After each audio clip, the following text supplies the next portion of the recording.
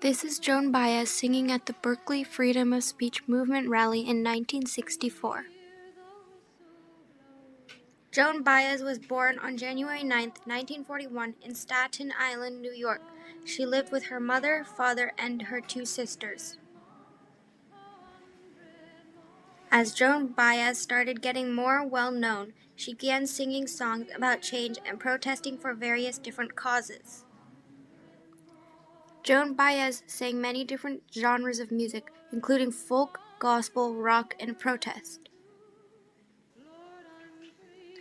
To the left is Joan Baez's debut album, and to the right is one of her biggest hit albums.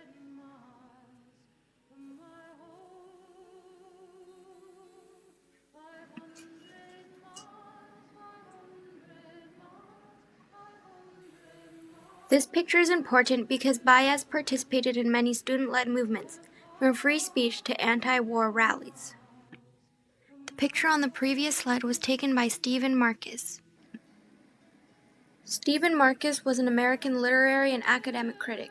He wrote influential psychoanalytic analysis, including one about Charles Dickens' work.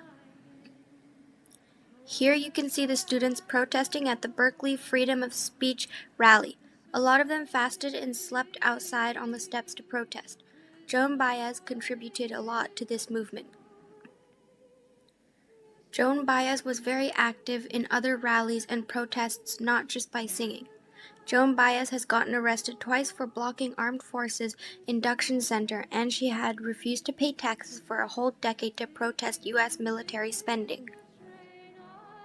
Joan Baez has gotten to sing with Bob Dylan, another famous folk singer-songwriter, and together they sang for change. Joan Baez was inducted into the Rock and Roll Hall of Fame on April 7, 2017. She also performed at the White House for the Obamas multiple times.